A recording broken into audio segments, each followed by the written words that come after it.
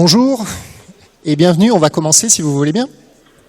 D'abord, j'ai le plaisir de vous accueillir pour cette 3e édition du Festival d'Astronomie de Provence. Pour ceux qui connaissent, ça fait déjà 3 ans, on essaye d'organiser des choses sur la région de Marseille et les environs. Et cette année, on a décidé de commencer ce festival dans cette belle salle de l'amphithéâtre. Grand amphithéâtre de l'Université de Saint-Charles d'Aix-Marseille pour venir aussi à la rencontre d'un public universitaire. Alors, mon rôle à moi, c'est de vous dire 2 choses. La première chose, c'est de mettre vos téléphones sur silencieux.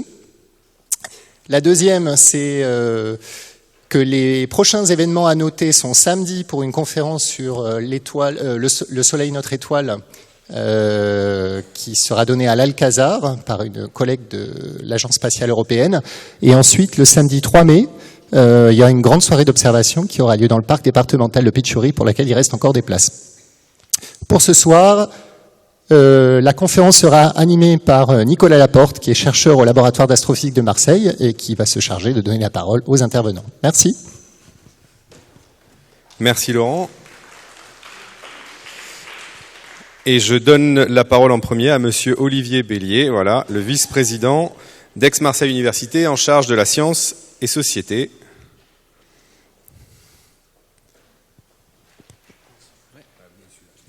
Merci.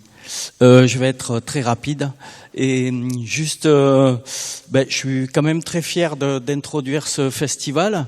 Je connais depuis une bonne dizaine d'années les exoplanètes, mais je savais absolument pas avant ça qu'elles avaient été découvertes. Enfin, la première avait été découverte chez nous à l'OHP et par Michel et Didier Queloz, si je me souviens bien.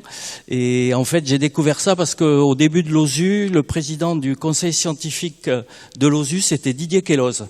Et donc, j'ai découvert Didier en même temps que les exoplanètes, donc Didier étant l'étudiant à l'époque de Michel Mayor. Donc, je suis vraiment très fier d'introduire encore une fois cette conférence et ce festival que j'ai aussi découvert en prenant mes fonctions de VP Sciences et Sociétés, ce qui n'est pas terrible de découvrir un si beau festival que maintenant, en ayant été assez investi dans l'OSU Pythéas. Et donc les exoplanètes, c'est effectivement le cœur de métier du LAM et donc c'est super que ça se passe ici et que Michel intervienne pour introduire ce festival.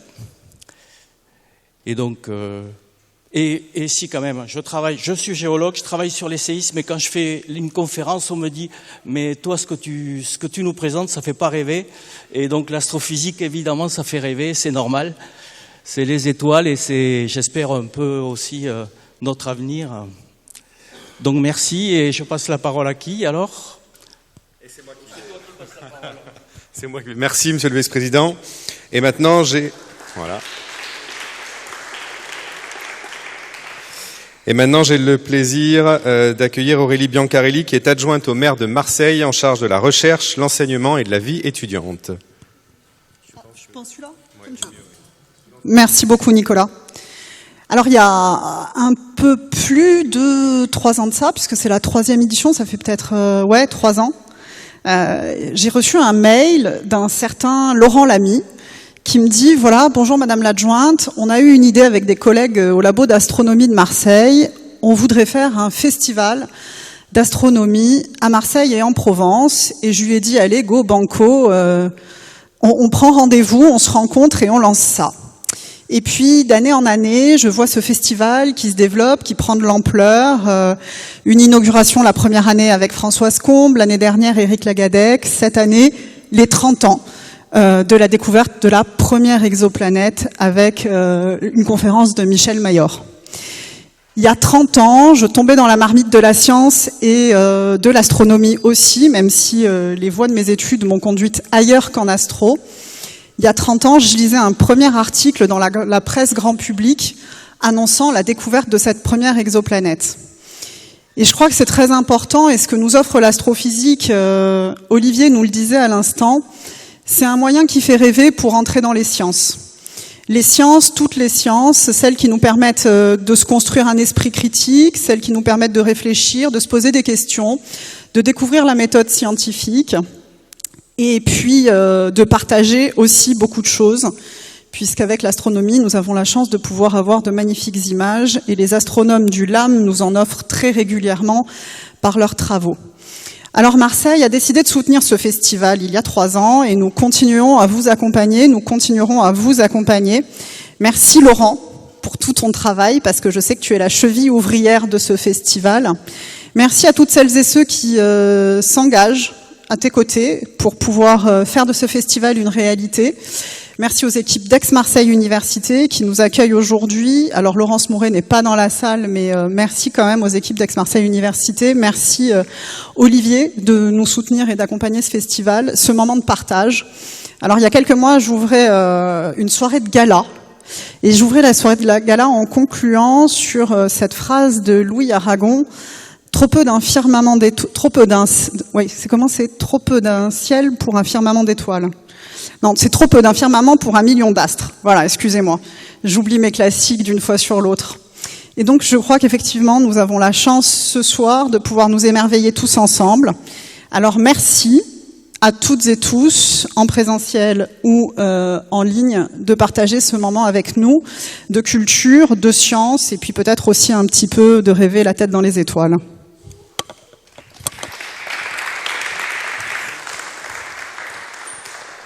Merci. Et maintenant, je passe la parole à Marc Ferrari, qui est directeur adjoint de l'Observatoire des sciences de l'univers Pythéas, en charge du site de l'Observatoire de Haute-Provence. Merci. Bonjour à toutes et à toutes. Donc en effet, aujourd'hui c'est vraiment un plaisir de parler au nom de l'Observatoire des sciences de l'univers Pythéas et également du CNRS, qui est l'autre tutelle avec Aix-Marseille Université, pour inaugurer cette 3e édition du FAP, Festival d'Astronomie de Provence, auquel l'Observatoire de Haute-Provence a participé l'an dernier, avec un certain nombre d'activités sur le site, ainsi que sur le plateau du Centre d'Astronomie de Saint-Michel, et auquel on participe pas cette année, parce qu'en fait, cette année, on organise une grande conférence scientifique pour l'occasion du trentenaire de la découverte de 51 PEG. Et donc, les équipes sont occupées. Donc, cette année, pas d'activité pour le FAP à Saint-Michel Observatoire, mais par contre, des activités pendant tout l'été et pendant tout l'automne autour de cette découverte des 51 PEG. Il y a 30 ans, moi aussi, j'étais à l'Observatoire de Haute-Provence en train de terminer mes études. J'ai terminé ma thèse et Michel venait juste de découvrir l'exoplanète 51 PEG. Donc là aussi, c'est un certain nombre de souvenirs. Pour ma part, j'étais sur ces bancs il y a 40 ans, en train de suivre des cours de physique ou de mathématiques. Que vous dire d'autre que cet automne, on aura le plaisir d'avoir Michel en présentiel à Forcalquier pour une conférence là aussi sur les exoplanètes dans le cadre de la célébration des 30 ans. Et on aura également Didier Queloz qui viendra faire une conférence à Marseille au MUSEM. Donc je crois que pour Didier ce sera le lundi 6 octobre au MUSEM. Et Michel ce sera le mercredi 8 octobre à Forcalquier, tous les deux en présentiel. Donc je passe la parole maintenant à, je pense, Isabelle et Michel pour la conférence. Exactement, merci.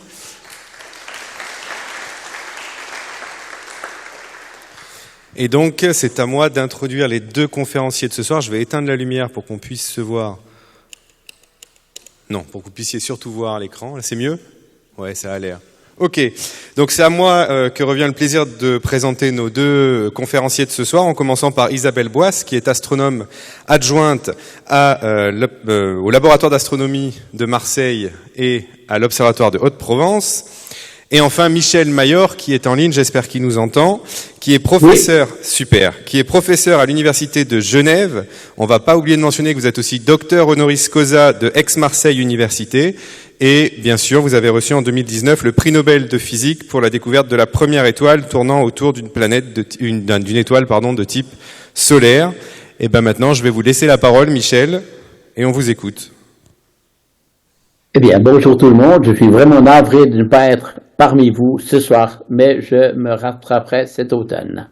Donc, je vais essayer de vous parler un petit peu de l'ambiance de la découverte, plutôt de la période de la découverte, mais aussi quand même un petit peu qu'est-ce qu'on a fait à partir de là.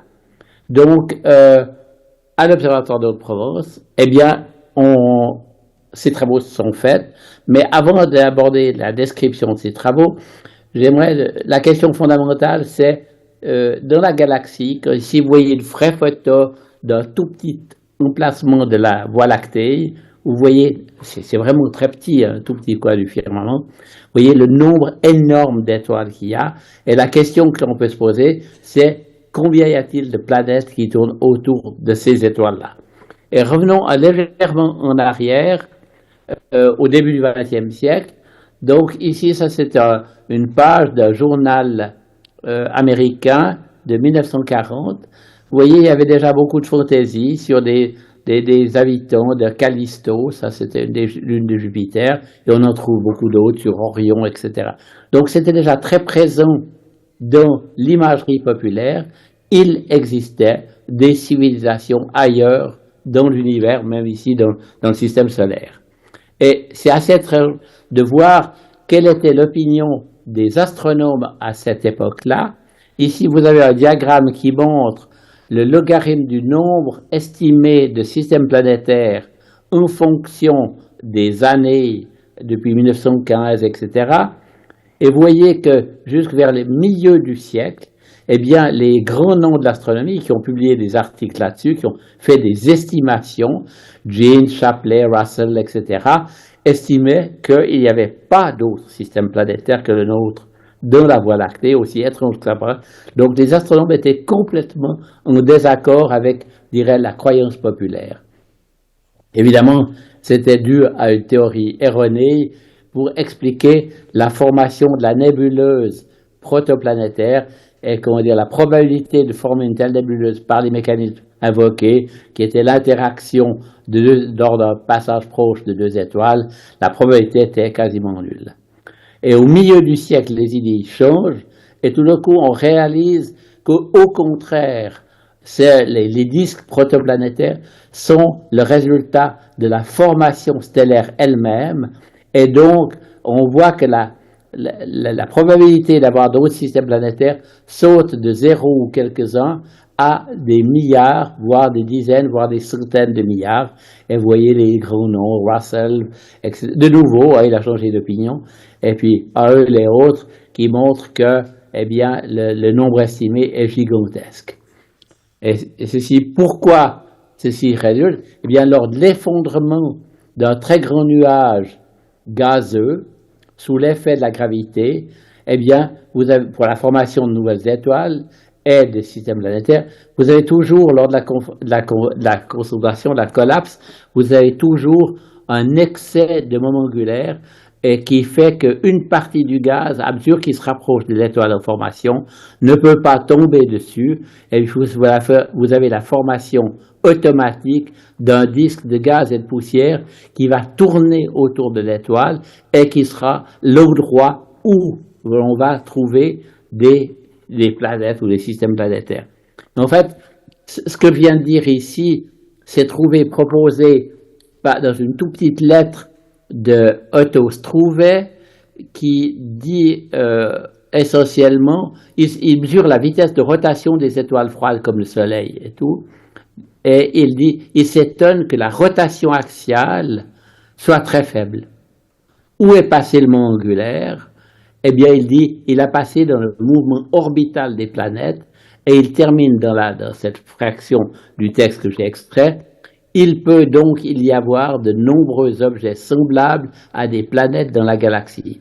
C'est toute petite lettre, il n'y a pas de calcul, rien du tout, mais c'était exactement l'origine de cette discontinuité, ce changement monstrueux de paradigme au milieu du XXe siècle, qui fait que tout d'un coup, de 0 système planétaire, on dit non, il doit y en avoir des quantités. Alors, sur ce chemin, eh bien, c'est pas en 1990, mais déjà dans les années 70, des astronomes, avec le développement de l'astronomie infrarouge, ont découvert que le spectre des étoiles jeunes, eh bien, ont toujours une longue queue à basse énergie qui révèle la présence d'un disque froid qui émet de poussière qui émet de l'infrarouge. Et donc, on voit ici dans ce diagramme, d'une part, le spectre de toutes ces étoiles dans le taureau, ou dans d'autres endroits des feux d'étoiles en formation, eh bien qu'on détecte dans l'infrarouge, spectralement, la présence de ce fameux disque de protoplanétaire. Et puis après, ça devient beaucoup plus évident avec les mesures du télescope spatial, le James Webb, qui, avec sa résolution angulaire très bonne, va regarder des jeunes étoiles qui se trouvent dans la nébuleuse d'Orion, devant la nébuleuse d'Orion, et vous les voyez à droite de ce diagramme, vous voyez que ces jeunes étoiles sont entourées de disques protoplanétaires, comme c'était prévu par la théorie du reste, etc., ou l'infrarouge, les mesures infrarouges. Donc, dès ce moment-là, on a toutes les raisons de penser qu'il y a énormément de systèmes planétaires dans la Voie lactée. Encore faut-il les détecter. Comment est-ce qu'il faut faire pour détecter? Bon, le rapport de luminosité entre une planète et l'étoile est tellement monstrueux que l'observation directe, même pour des étoiles proches, est extraordinairement difficile. Actuellement, ça commence à se faire, mais c'est extrêmement difficile. Actuellement, ça se fait pour des planètes géantes à une grande distance des étoiles, à une bonne séparation, mais en tout cas pas pour des petites planètes tout près des étoiles. Donc voilà, comment le faire? Et juste pour se replacer dans l'ambiance des années où on construisait l'instrument, où on allait le mettre en service, donc août 1995, en fait c'est assez étonnant parce que la publication, c'est juste après qu'on ait découvert notre planète. Mais évidemment, les gens n'étaient pas au courant. Et que disent les auteurs? C'était les précurseurs qui ont cherché des planètes par l'effet Doppler, qui étaient Gordon Walker et Otto Struve, qui n'est pas mentionné ici. Eh bien, il dit que quand ils combinent leurs résultats avec ceux de Marcy, eh bien, ils prouvent qu'ils ne trouvent aucun Jupiter, aucune planète géante, même à courte période, en orbite circulaire, autour de 40 étoiles de type solaire qu'ils ont suivies. Donc, pessimisme extrême dans ce domaine, non, les gens ne les trouvent pas. Et après, il y a une autre information intéressante. Vous avez un papier théorique de Alan Boss qui dit, en tout cas, les vitesses radiales ne sont pas la bonne technique pour détecter des Jupiters, parce que la théorie dit que les Jupiters, les planètes massives, les plus faciles à découvrir, ne peuvent pas être proches des étoiles, elles ne peuvent être qu'à des périodes de l'ordre de 10 ans, c'est-à-dire des séparations de 4 à 5 astronomical units. Donc on voit que, faut dire, à ce moment-là, on avait toutes les raisons d'être un peu pessimiste sur ce genre de recherche, mais comme on avait déjà construit l'instrument, eh bien on n'allait pas arrêter à ce moment-là, et je vous donne la suite, alors comment on a travaillé. En fait, l'histoire commence très tôt. En 1977, eh bien, on mettait en service un premier spectrographe à corrélation à l'Observatoire de Provence sur un télescope de 1 mètre. Alors, c'était intéressant de partir de là pour illustrer la technique. Si vous avez ici, vous voyez cette grille formée de milliers de petits trous, eh bien, sont simplement une plaque que l'on va mettre dans le plan focal du spectrographe, et en faisant osciller le spectre de l'étoile sur cette grille, eh bien, quand les raies d'absorption seront en face des trous, il y aura peu de lumière qui va traverser. Quand on est hors de la position des raies d'absorption, il y aura plus de lumière. Donc, en faisant osciller le spectre sur cette grille, on fabrique optiquement la corrélation de la grille et du spectre.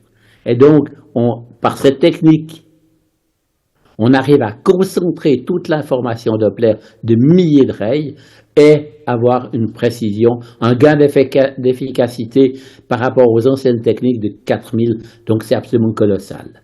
Ça, c'est l'ancêtre.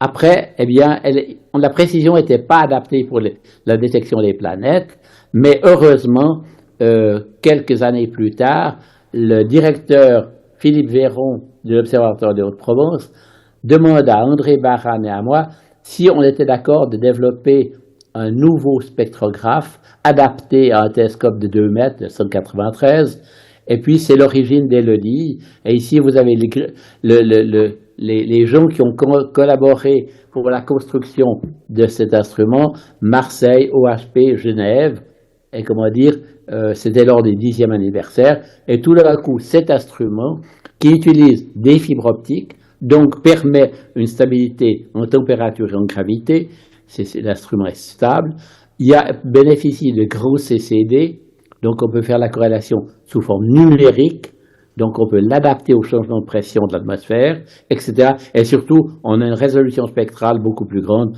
de plus de 100 000.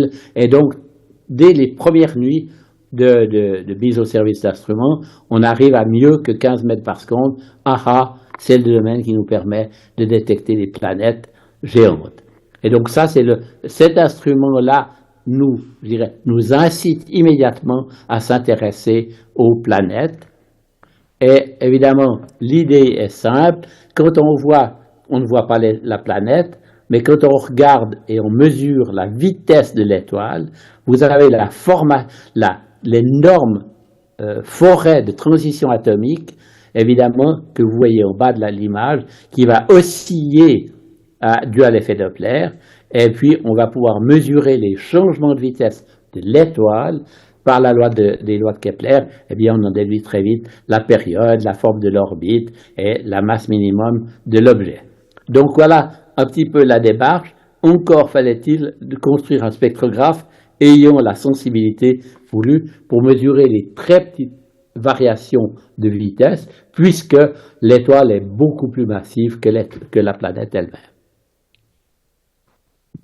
On démarre ce programme avec Didier, 142 étoiles solaires que l'on avait triées comme étant apparemment sans compagnons, donc sans étoiles doubles, et très vite, ce programme, en 94, nous révèle un objet qui est étrange. Il tourne en 4,2 jours, donc pas du tout en accord avec la théorie de formation des planètes géantes, un désaccord de 1000 par rapport à la théorie, et pourtant on répète les mesures une année après, en juillet 95, et là on voit que tout le système, le signal est tout à fait stable, en période, en amplitude, en phase, et on se dit, c'est vraiment un objet qui tourne autour de l'étoile.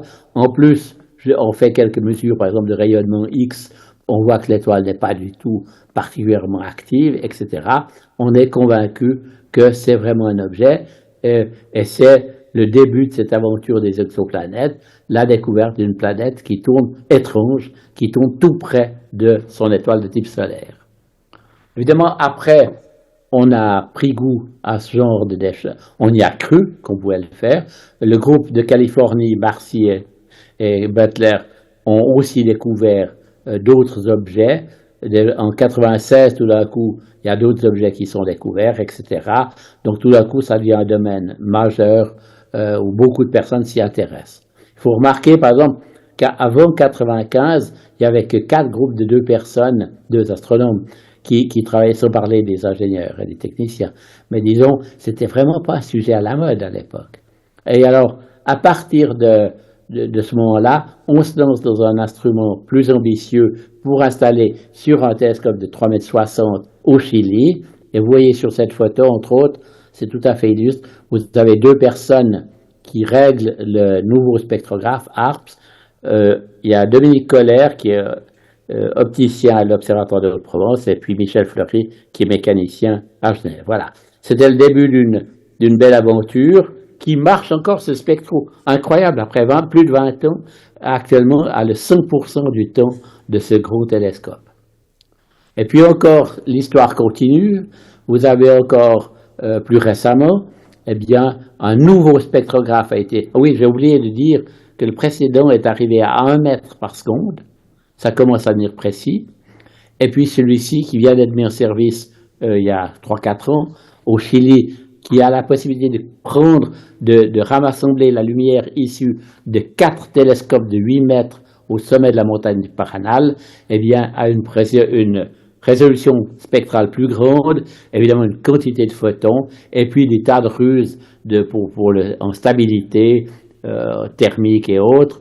et donc le résultat, c'est qu'il arrive à de l'ordre de 10 cm par seconde. Voilà, donc ça, c'est les projets qui sont issus de cette longue histoire de développement de spectrographes à corrélation pour chercher des planètes. Alors, juste voir, évidemment, l'effet Doppler, ça existe depuis plus d'un siècle. Le problème, c'est la difficulté vient de ce fait, l'effet est d'une petitesse incroyable. C'est vraiment petit dans notre cas. Vous voyez ici un fragment du spectre d'une étoile G qui, vous voyez ces transitions atomiques. Eh bien, imaginez que les effets Doppler qu'on a mesurés sont plus petits que le 1 millième, voire le 10 millième de la largeur de ces rayons.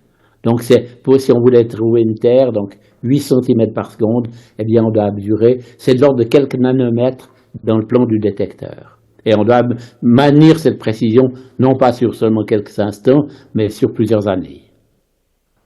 Alors, juste pour voir le progrès technique qui s'est passé, Corabel en 77, on était au mètre par seconde, aux 300 mètres par seconde, et puis maintenant on arrive à mieux que le mètre par seconde récemment.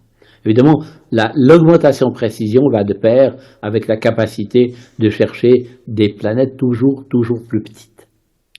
Alors juste pour illustrer comment ça se passe, imaginez, vous avez un diagramme ici, on a la vitesse radiale en ordonnée, les jours en abscisse. Eh bien, chaque fois que vous faites une mesure, ça donne un point. Vous voyez que chaque saison, vous avez des points différents. Et puis, quand vous laissez l'ordinateur se débrouiller, eh bien, il va ajuster, dans le cas particulier, 3 keplériennes qui trahissent la présence, dans le cas particulier, de 3 planètes de l'ordre de la masse de Neptune. Voilà. Et évidemment, on a des cas plus compliqués, voire jusqu'à 8 planètes qui tournent autour de la même étoile, qui sont détectées ici. Ici, on voit qu'on a déjà des amplitudes qui sont de l'ordre du mètre par seconde, quelques mètres par seconde, hein, et le bruit est vraiment très très petit, est plus petit que le mètre par seconde. Alors, après 20, 30 ans de mesures, eh bien, qu'est-ce qu'on a trouvé? Ici, vous avez un diagramme qui donne la masse en fonction de la séparation en unité astronomique. Alors, vous avez 6 points, 7 points là, qui illustrent dans un plan masse semi-grand axe des orbites. Vous avez la Terre et Vénus, qu'on voit bien, et puis plus bas, il y a Mars, Jupiter, Saturne, Uranus, Neptune, etc.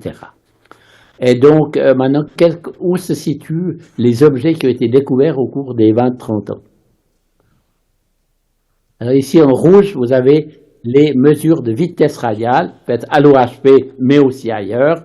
En vert apparaissent maintenant les transits photométriques, et je suis sûr qu'Isabelle va en parler. Et puis aussi, vous avez d'autres couleurs. Vous voyez les micro-lentilles, l'effet de déflexion des rayons lumineux, l'imagerie directe tout en haut, etc., pour les très longues périodes. Donc, on voit, qu'est-ce qui est intéressant là-dedans? C'est l'incroyable diversité des paramètres orbitaux. Vous voyez qu'il y a tout à gauche, vous avez des planètes qui tournent en quelques heures autour de l'étoile. Vous avez des planètes qui ont plusieurs dizaines d'années de période. Bon, le triangle à droite en bas est peu peuplé simplement parce qu'on ne les a pas découvertes, on n'a pas les outils encore pour les découvrir. Mais vous voyez l'énorme diversité. Le système planétaire solaire n'est en rien un exemple de ce qu'on découvre en mesurant les exoplanètes. Évidemment, on essaie de collaborer avec des théoriciens pour comparer ce qui est à gauche, les observations dans le plan masse-séparation, à la théorie. Évidemment, la théorie, elle peut aller tout à fait.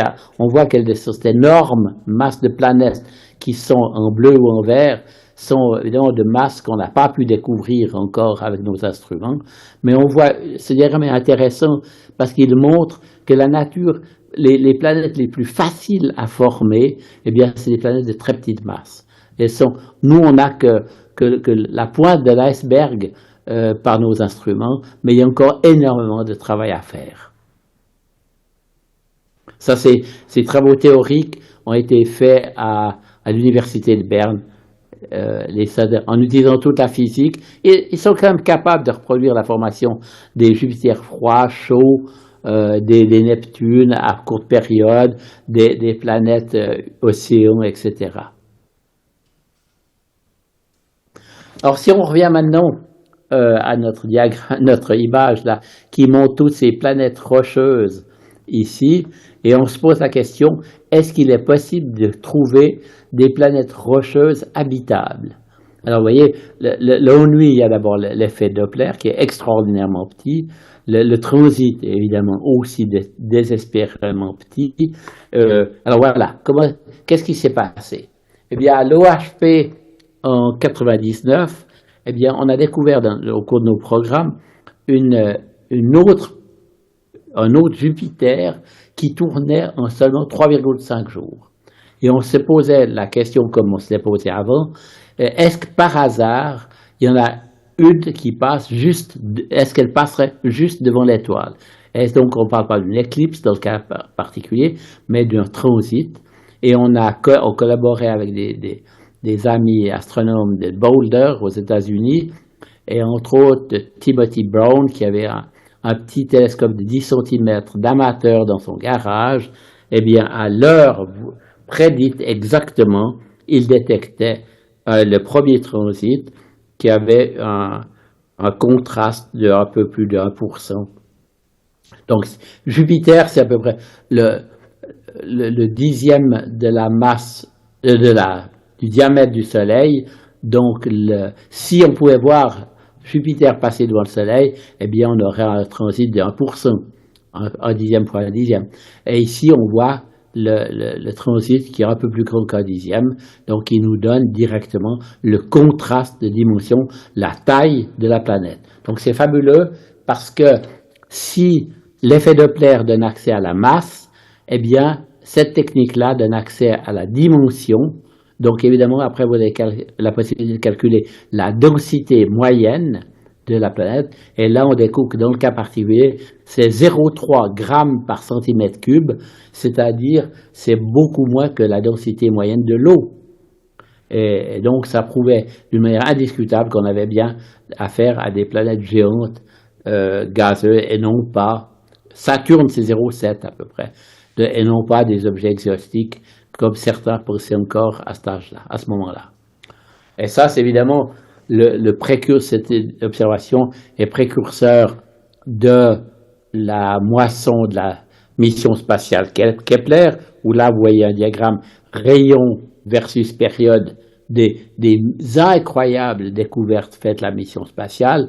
Chaque point de couleur code des étoiles qui ont plusieurs planètes qui tournent autour. Les points rouges, par exemple, correspondent à des étoiles qui ont 6 planètes qui passent, 6 transits différents qui vont transiter. Voilà, donc ça, évidemment, c'est extraordinaire, c'est une mission, mais ça vous donne que la taille des planètes, mais pas leur masse. Et donc, d'où immédiatement, pour nous, ça tombait dans nos plates-bandes, et on a duplifié l'instrument HARPS pour le mettre dans l'hémisphère nord, puisque les étoiles de Kepler se situent dans l'hémisphère nord. Eh bien, on les a suivis, et on a initié un programme au Chili, à La Palma, pour le suivi des étoiles, et on s'est intéressé, vu qu'on avait un instrument qui marche bien pour les petites planètes, on s'est intéressé ici, vous avez un diagramme avec le rayon de la planète en ordonnée, en plein rayon, donc 1, 2, 3 rayons terrestres, et puis en abscisse, on a la masse de la planète logarithmique 1, 5, 10, etc. Et on s'intéresse particulièrement de mesurer, d'explorer le domaine des planètes rocheuses, de voir jusqu'à quelle masse on a des planètes rocheuses qui peuvent être formées, et puis ça permet d'identifier des candidats pour des études ultérieures pour chercher éventuellement de la vie. Et puis maintenant, je finis avec une image du futur, et je ne marche pas sur les plates-bandes d'Isabelle, j'espère. C'est un projet qui probablement je ne verrai jamais réalisé, mais parce qu'il ne va pas se faire en 2 jours. L'idée est de placer un écran de 90 mètres que vous voyez sous forme très particulière pour apodiser l'image de diffraction d'une étoile, et à 170 km, vous placez un satellite qui regarde de manière à ce que ce diagramme, cet obscurcisse, cette fleur-là de 90 mètres, cache une étoile et ça permet éventuellement de voir les planètes rocheuses de la masse de la Terre à la distance de 1 unité astronomique, ce qu'on ne peut pas faire par d'autres techniques actuellement. Donc, je ne sais pas si ça va se réaliser, mais actuellement, c'est la méthode, je pense, la plus crédible pour imager des planètes comme la Terre dans la zone habitable, c'est-à-dire pas trop loin ni trop proche. Et donc, après, une fois qu'elle est détectée, eh bien, on peut positionner une fibre optique avec optique adaptative, avec le ELT, ce télescope de 39 mètres qui se réalise au Chili, pour pouvoir mesurer après le spectre de la dite planète. Pas seulement la variation de vitesse, mais carrément le spectre complet pour voir la composition chimique de cet objet. Voilà, donc ça ne s'arrête pas là, cette image, cette recherche. Et je vous remercie.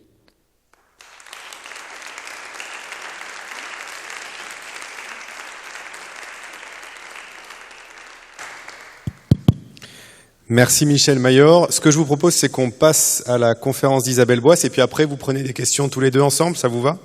Oui, tout à Super. fait. Donc maintenant, j'invite Isabelle à venir. Alors moi, il faut que je change.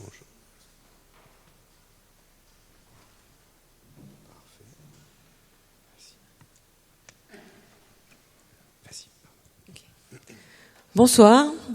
Je vais donc poursuivre ce qu'a présenté Michel.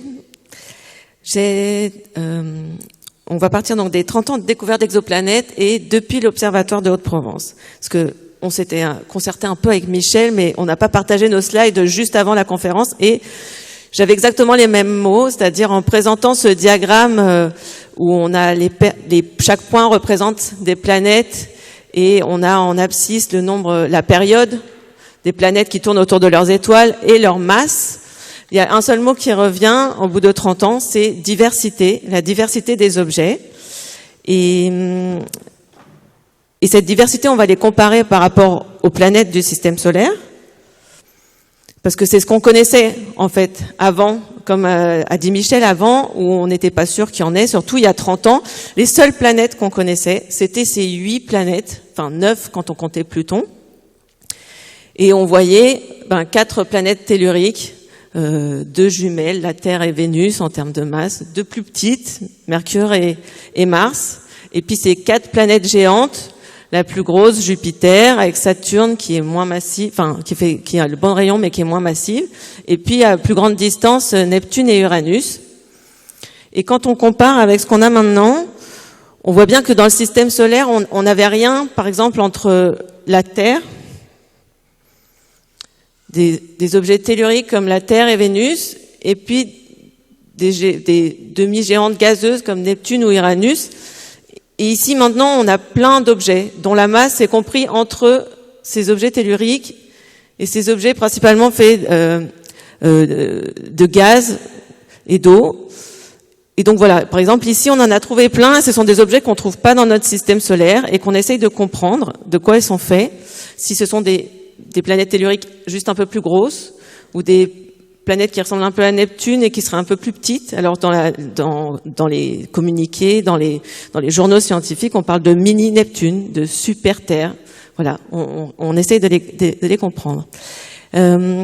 Cette diversité, on en a déjà un certain nombre d'objets maintenant. Donc on voit ici tout ce qu'on appelle les Jupiters chauds, donc comme 51 Peg, la première exoplanète. C'est ces objets massifs qui tournent très proches de leur étoile. Ici on a un jour. On voit aussi par exemple les Jupiters à longue période qu'on trouve maintenant puisque ça fait 30 ans qu'on cherche des exoplanètes. Donc on commence à avoir la période, le temps de mesure qui permet de trouver des objets qui ressemblent à notre Jupiter.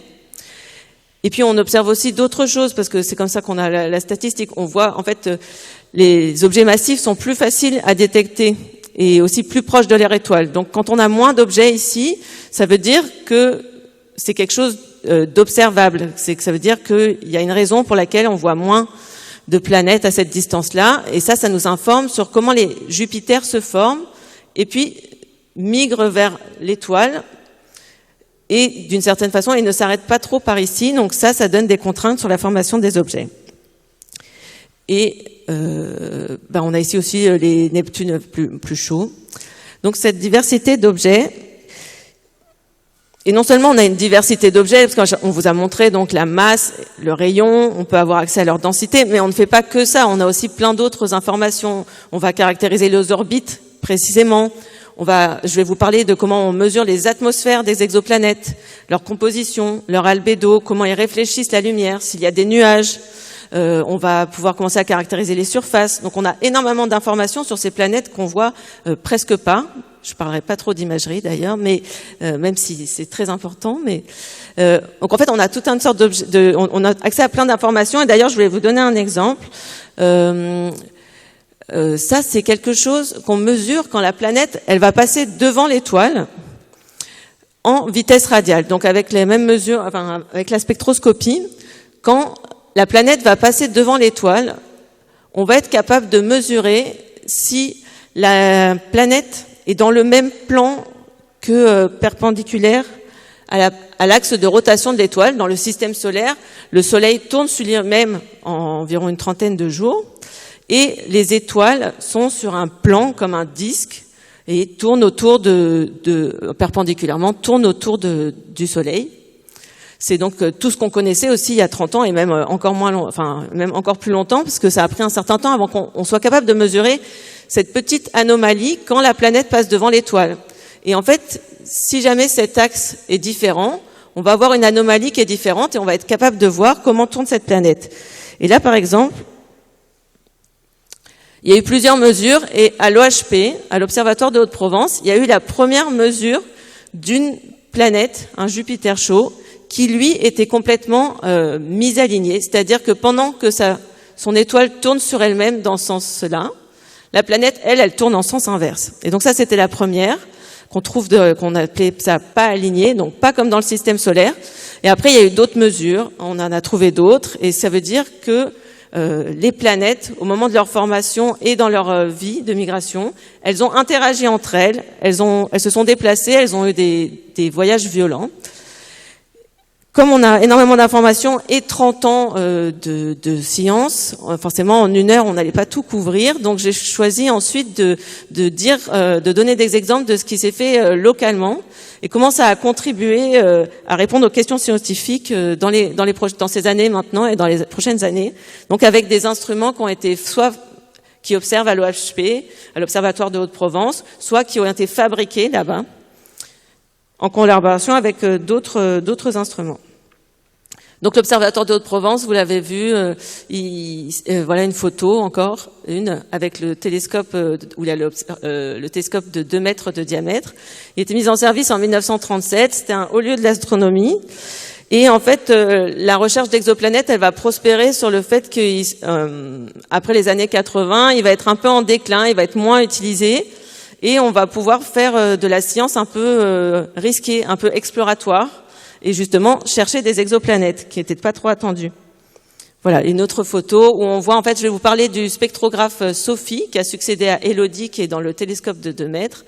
Et je vous parlerai aussi rapidement d'un autre spectrographe, Night, qui est installé ici dans la coupole de 1,50 m. Mais vous voyez qu'il y a plein d'autres coupoles, et effectivement, c'est un endroit qu'on peut aller visiter.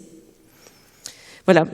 Un petit écart aussi, c'est que à l'Observatoire de Haute-Provence, il y a des exoplanètes. Je vais vous parler de 2 objets, mais il y a aussi d'autres sciences. Effectivement, il y a d'autres domaines d'astronomie qui sont faits là-bas.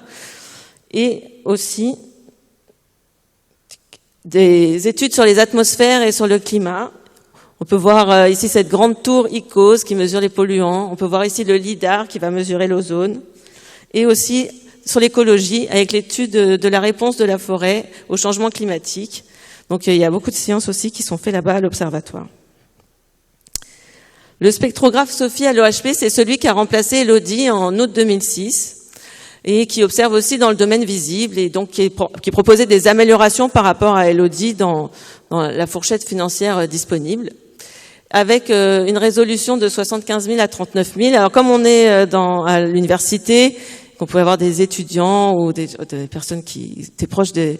Je me suis dit aussi qu'on pouvait un peu rentrer des fois dans le détail de ce qu'on mesurait ou dans ce qu'on calculait. Donc la résolution, je voulais rappeler en fait que c'est notre capacité à résoudre les raies spectrales, à résoudre le spectre. Et donc c'est le delta lambda sur delta lambda, c'est-à-dire qu'en fait si on a un signal réel qui est en orange, une raie, là ici par exemple une raie en émission, la résolution, si elle est plus importante, elle va donner un signal mesuré qui est plus large. Et en quoi c'est important? C'est-à-dire que, par exemple, si on a deux raies, si notre résolution est assez importante, on va pouvoir résoudre ces deux raies et mesurer la position de ces deux raies. Tandis que si on a une résolution qui est plus faible, on aura une raie toute déformée et on sera bien en peine de mesurer les positions de ces deux raies spectrales. Et vu que ce qu'on va faire, comme l'a présenté Michel avant, c'est mesurer la position des raies pour connaître la position des vitesses, la résolution est importante pour cela. Donc c'est un instrument qui est stabilisé en température et en pression, ça aussi je vais vous dire pourquoi. Et Sophie a une précision à peu près de 1 à 2 mètres par seconde. C'est principalement dédié à la recherche d'exoplanètes et c'est presque 80% du temps au télescope. Voilà, je vous fais aussi un petit écart sur comment fonctionne un spectrographe. Voilà, ça c'est Sophie. En gros, ce qui se passe ici, c'est que on va pointer le télescope dans la direction de l'étoile que l'on veut observer. Et c'est ce qu'on va voir sur la caméra de guidage. Et puis on va choisir la petite étoile qu'on veut viser et on va la mettre à l'entrée de la fibre optique. Donc, on la met dans la fibre optique. Du coup, on n'a plus de lumière au centre parce que la lumière, elle rentre dans la fibre optique. Et on a tout autour le reste de lumière qui ne rentre pas. Cette lumière, elle va rentrer dans la fibre optique et elle va être conduite jusqu'à l'instrument. Et ces instruments, ils ont besoin d'être très très stables puisqu'on vous a expliqué que c'était très précis, la mesure. Donc, ils vont être dans une salle à part où rien ne va être bougé, où la température et la pression vont être fixes. La lumière va donc passer ici. Elle va rentrer ici à l'intérieur, il y a plusieurs optiques, il y a des miroirs. Et ce qui est important surtout, c'est qu'il y a un réseau de diffraction et un prisme. C'est eux qui vont nous permettre d'obtenir le spectre, c'est-à-dire l'arc-en-ciel de l'étoile. Donc ici, une photo de l'instrument. Et puis Michel, je voulais vous montrer aussi quelle était la taille un peu de ces instruments par rapport à des humains. Et à quel point aussi, ça faisait partie aussi de cette science, de la science en général, de fabriquer les instruments, les concevoir, pour obtenir ces mesures. Voilà, juste la version en sketch facile. Donc la lumière passe à travers un système de diffraction ici à fente et ensuite ils sont séparés par un prisme et on obtient cet arc-en-ciel de couleurs avec des raies d'absorption du spectre, puisque donc l'étoile, elle est composée principalement d'hydrogène et d'hélium, mais aussi d'éléments chimiques plus complexes comme le carbone, le fer, l'oxygène, qui vont laisser des traces. Quand les photons vont sortir, certains vont être absorbés à certaines longueurs d'onde qui sont connues, et c'est ces raies dont on va chercher à mesurer la position. Alors un petit écart sur les réseaux de diffraction, pour ceux qui ont fait de la diffraction. Plus on va être un ordre important, plus on va avoir une résolution importante, et l'écart entre les différents ordres est de plus en plus petit. En fait, on va se servir d'aller à très grands ordres, avec des ordres qui se superposent. Et c'est là que le prisme va permettre de les séparer les uns par rapport aux autres. Et donc là, en fausse couleur, c'est ça qu'on obtient sur nos détecteurs, c'est-à-dire des ordres avec, vous voyez ici, toutes les bandes noires, ce sont les raies stellaires d'absorption. Et puis on va pouvoir obtenir du coup notre spectre du bleu jusqu'au rouge en collant les différentes bandes les unes par rapport aux autres. Bon, en vrai, voilà ce qu'on va voir. Je vous l'ai mis en plus gros pour que vous essayez peut-être de voir les bandes d'absorption du spectre. Et voilà ce qu'on voit. Voilà, c'était mon petit écart sur comment fonctionne l'instrument. Pourquoi c'est un instrument ultra précis? Parce que, par exemple, pour 1 mètre par seconde, ici sur Sophie, ça correspond à 15 nanomètres, un déplacement de 15 nanomètres sur le détecteur, soit 1 millième de pixel, ce qui correspond à 3 atomes de silicium. Donc, c'est vraiment une mesure qui est très petite. Et pourquoi on veut être précis en température et en pression? C'est parce que la lumière va se déplacer différemment si la température et la pression changent dans l'instrument. Et une variation de 0,01 Kelvin ou de 0,01 millibar va aussi induire un déplacement des raies sur le détecteur d'1 mètre par seconde. Et pour voir par exemple le Jupiter dans notre système solaire. Il induit une variation d'amplitude de 12 mètres par seconde sur 12 ans. Donc ça, par exemple, avec SOFIE, c'est possible, en ayant une précision qui va rester d'1 mètre par seconde sur sur au moins 15 ans. Enfin, le mieux, c'est quand même 20 ans, c'est de doubler. On va pouvoir détecter un Jupiter sur une étoile proche. Par contre, la Terre, voilà, c'est 9 cm par seconde d'amplitude sur 1 an. En dehors du fait qu'on va avoir des problèmes avec les étoiles, pour SOFIE, ce ne sera pas possible d'avoir cette précision-là. Donc ça, je vais aller un peu plus vite parce que Michel en a parlé. Donc c'est l'effet Doppler-Fizeau. L'effet Doppler, c'est celui que vous avez l'habitude d'entendre avec par exemple, du son. Des pompiers ou l'ambulance qui se déplace par rapport à vous va avoir un son aigu puis un son grave. C'est parce que un déplacement va induire un rapprochement des raies et tandis qu'un éloignement va induire un son plus grave. On va avoir le même effet donc avec la lumière. Et c'est ça qu'on cherche à mesurer, c'est ce déplacement. Comme l'effet est tout petit, on va pas le faire sur une seule raie, mais Michel vous a montré avant un spectre d'étoiles solaires. On a des milliers et des milliers de raies, et c'est ces milliers de raies qu'on va combiner pour faire la mesure. Donc j'ai cette même animation qui remontre en fait qu'on va mesurer la vitesse le long de l'axe de l'observateur. On a l'étoile qui, par rapport au barycentre, qui va reculer et avancer. Et quand on va faire nos mesures, on va avoir nos points parce que les raies se déplacent au cours du temps. Donc, quand on a des mesures, ça ressemble à ça, en fonction de s'il a fait beau la nuit, si on avait le télescope. Donc là, c'est les mesures de vitesse radiale sur une étoile au cours du temps. Et là-dedans, on va chercher quelque chose de périodique. Et si on a un beau signal périodique, on va pouvoir le remettre en phase. Donc ici, on avait les jours. Et puis là, c'est en fonction de la phase de la planète détectée. Donc on a une belle courbe sinusoïde qui correspond en fait à une planète qui tourne sur une orbite circulaire. Et puis cette amplitude, elle va nous donner accès à la masse de la planète par rapport à la masse de l'étoile, la période de la planète, et puis aussi à l'excentricité. Donc je rappelais donc à l'excentricité, c'est-à-dire à la façon dont l'étoile se déplace autour de la planète se déplace autour de l'étoile. Et on a trouvé énormément de planètes qui ont des orbites très excentriques, ce qu'on a on n'a pas trop dans notre système solaire. On a trouvé beaucoup de planètes qui avaient des orbites très excentriques. Voilà, avec le spectrographe SOFIE, on a un petit télescope par rapport à d'autres qui existent avec 2 mètres de diamètre, mais on a beaucoup de disponibilité sur le ciel, ce qui nous permet d'avoir des beaux résultats. Et donc j'ai choisi des résultats plutôt récents, il y avait d'autres choses. Par exemple, en 2019, on a publié une planète qui est la 3e planète la plus proche du système solaire. Donc je reviendrai pourquoi c'est important, mais on a besoin de chercher des objets aussi qui sont proches de nous, justement pour faire des images. Et Gliese 411b donc fait environ 3 masses terrestres par Tunisie et 13 jours de période. Donc ça c'est une étoile M. Et pour une étoile M, comme elle est moins brillante, même en 13 jours de période, on a plutôt une température telle qu'on voit sur Vénus dans le système solaire. On a publié aussi récemment un système d'au moins 6 planètes en résonance. Donc on a 5 planètes qui font 6 masses terrestres à peu près, et la plus proche qui tourne en 2 jours de période, qui est en transit, c'est-à-dire qui passe devant l'étoile. Et ça, c'est une étoile de type solaire. Et ce qu'on remarque, par exemple, si on veut comparer au système solaire, là, on a quand même 6 planètes qui ont des périodes entre 2 et 18 jours, qui sont un peu plus massives que la Terre. C'est des choses qu'on n'a pas du tout. Et ça, c'est intéressant parce que ce sont des planètes qui se sont pas formées à cet endroit-là. Elles se sont formées plus loin et elles se sont rapprochées de l'étoile. Et ça va nous intéresser sur comment elles se sont rapprochées de l'étoile.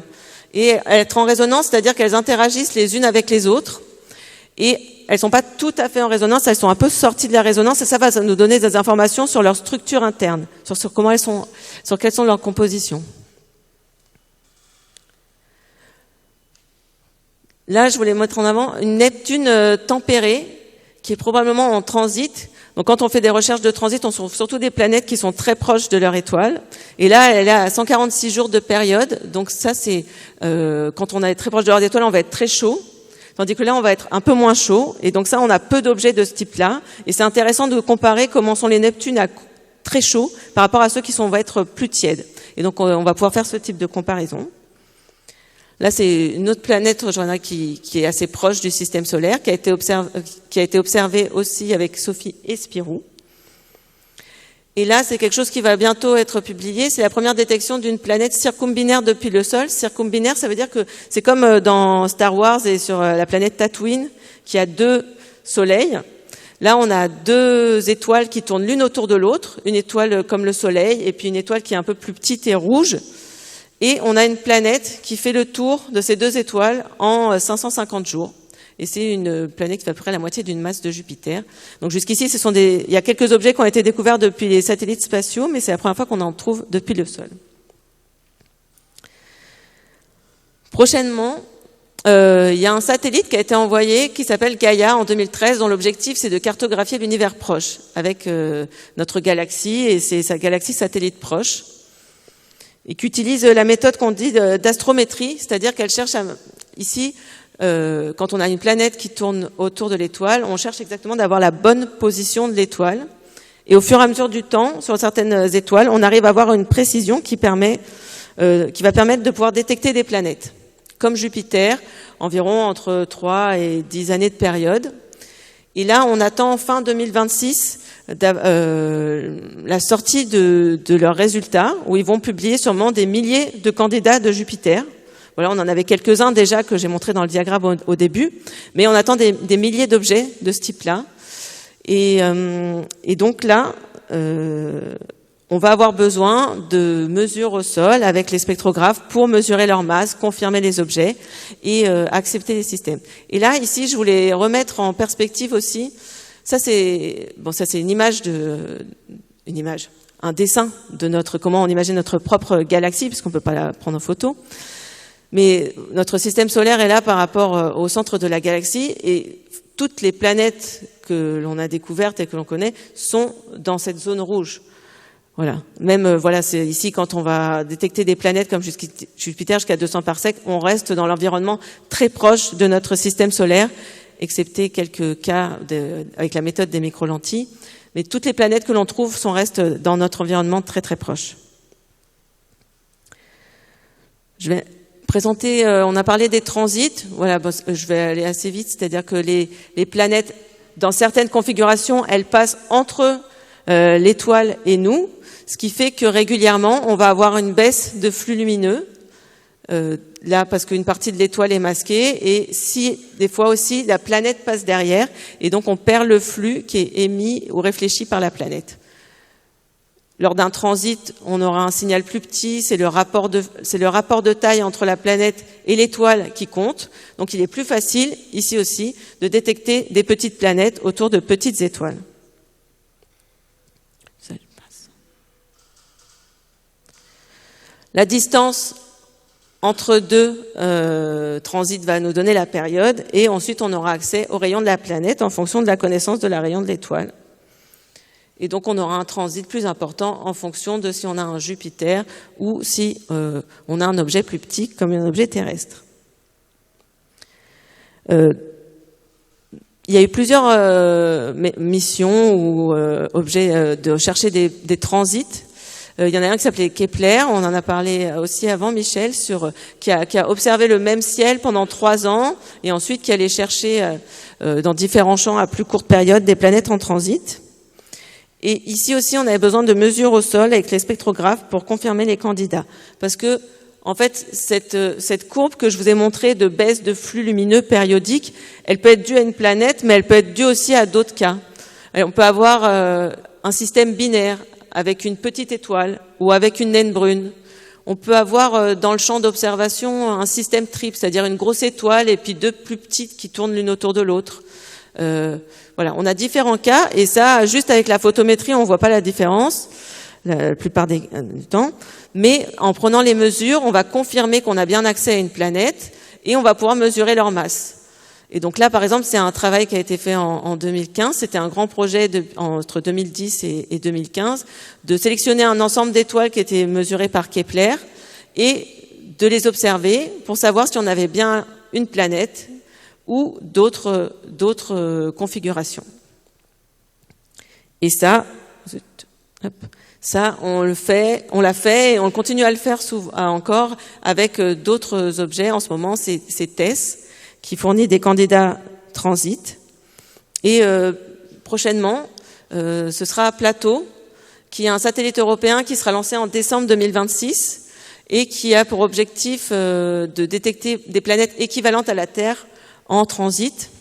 Donc pour ça, il va aussi observer un champ d'étoiles pendant 2 ou 3 ans d'affilée, autour d'étoiles brillantes pour permettre d'obtenir les masses, avec l'intérêt que ça permet d'avoir accès, quand on a la masse et le rayon, on a accès à la densité, et une fois qu'on a accès à la densité, on peut essayer de commencer à travailler sur est-ce qu'on a une planète tellurique, est-ce qu'on a une planète gazeuse, est-ce qu'on est entre les deux, est-ce qu'on a besoin de beaucoup d'eau pour expliquer cette planète.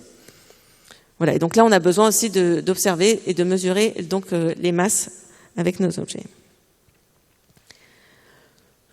Je voulais continuer avec un autre spectrographe qui s'appelle Spirou.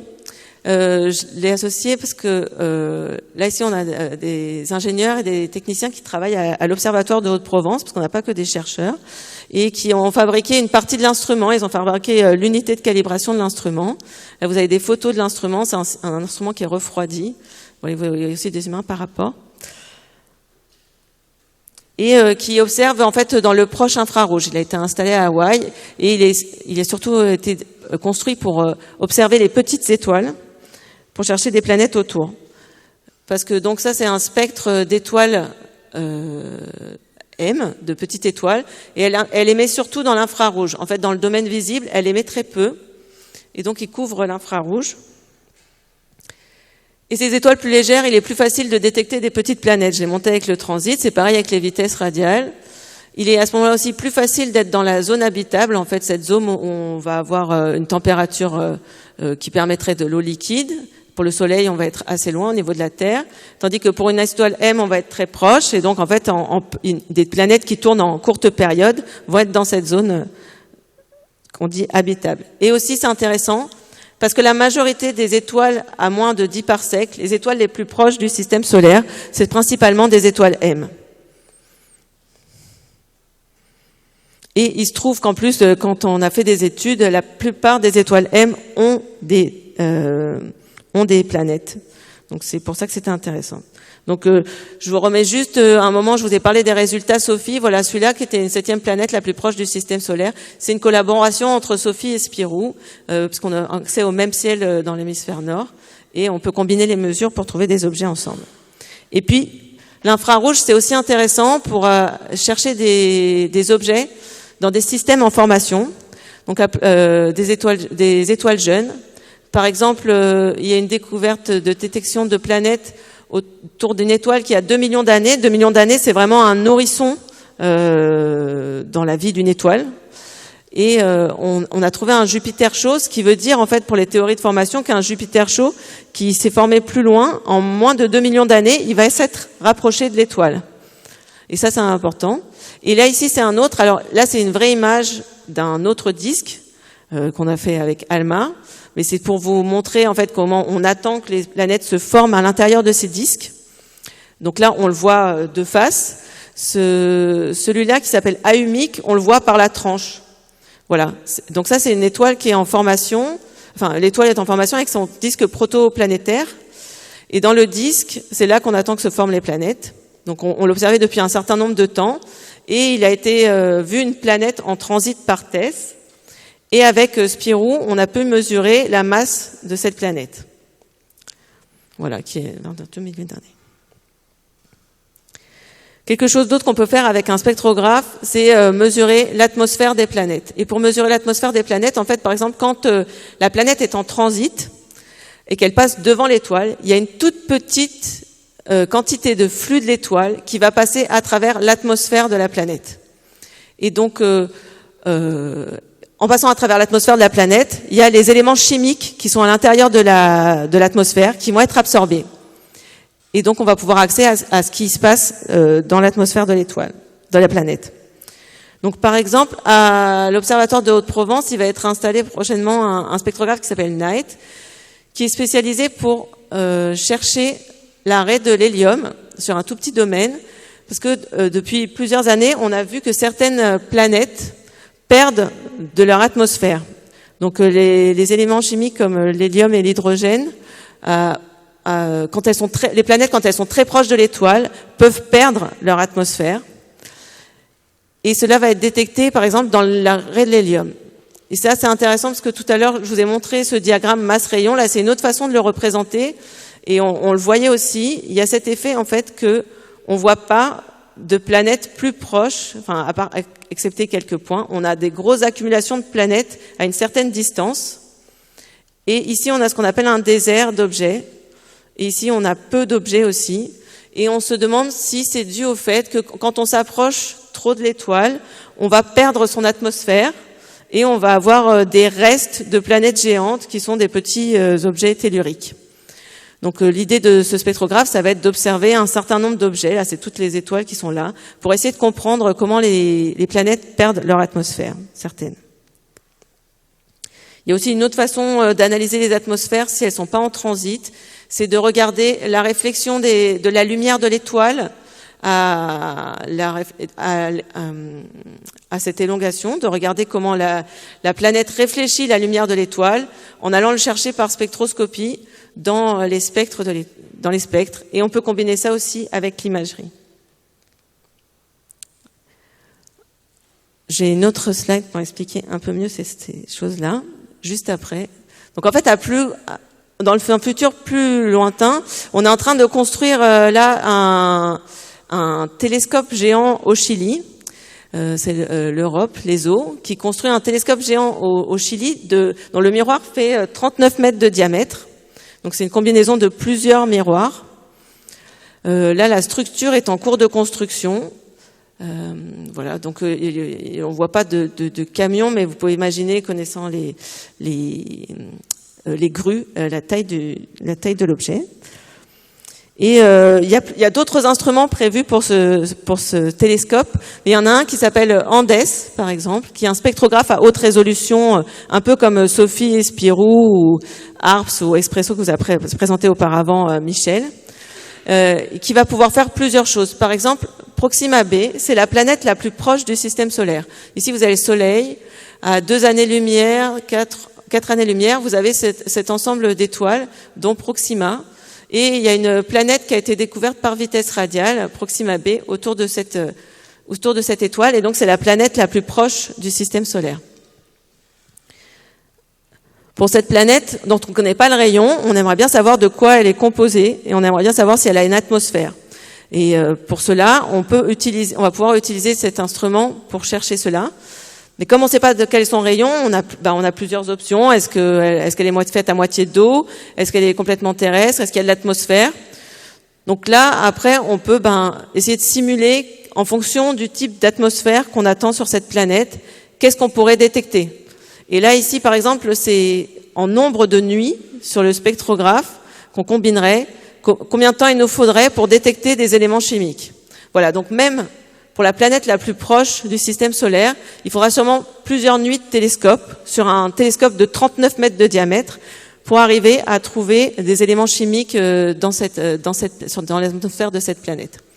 C'est dire quand même à quel point c'est compliqué. Et voilà, ça c'est une autre chose qu'on pourra faire. Et là, ici, j'expliquais un peu mieux quels sont ces schémas. Par exemple, c'est cartographier les vents et les nuages sur les Jupiters chauds. Donc, quand on a la planète qui tourne autour de l'étoile, et là, le télescope qui l'observe, on peut faire un spectre à plusieurs moments. Et en fait, un spectre se retrouve, c'est une ligne ici. Donc, on va faire un spectre, puis un autre au fur et à mesure du temps, et on va enlever le signal de l'étoile et le signal de l'atmosphère de la Terre. Donc, un peu plus tard, on va avoir la planète qui passe devant l'étoile, et on sera à ce niveau-là. On aura fait tous les spectres qu'il y a avant. Et puis un peu plus tard, il y a la planète qui va sortir. On est à ce niveau-là. Et puis un peu plus tard, la planète n'est plus devant le télescope, et on est à cet endroit-là où il n'y a plus que le signal de l'étoile qui a déjà été enlevé. Et puis là, on voit qu'il y a on voit à peu près à l'œil qu'il y a des traces ici. C'est le chemin qu'on attend que fait les éléments chimiques dans l'atmosphère de la planète, si on est capable de les détecter.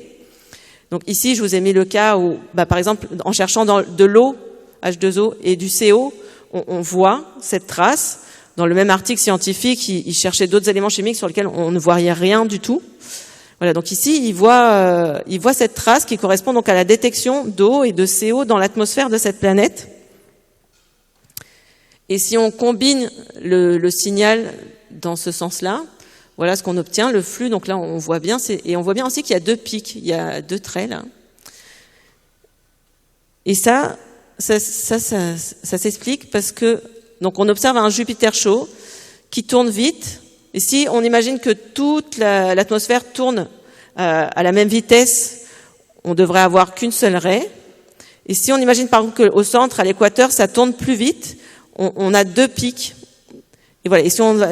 Comme on a 2 pics bien séparés, ce qu'on en conclut, c'est qu'ici, sur ce Jupiter, donc ça, c'est un papier qui a été publié en 2024 l'an dernier avec un autre spectrographe. Donc là, c'est pour un cas particulier, mais donc avec Candace, on pourra en faire sur plein d'autres. Ce qu'on voit, c'est qu'ici, on a sur ce Jupiter, on est capable de dire qu'il y a des vents supersoniques à l'équateur. Voilà, donc ça, c'est une planète, on la voit pas, on l'a jamais mesurée avec de l'imagerie.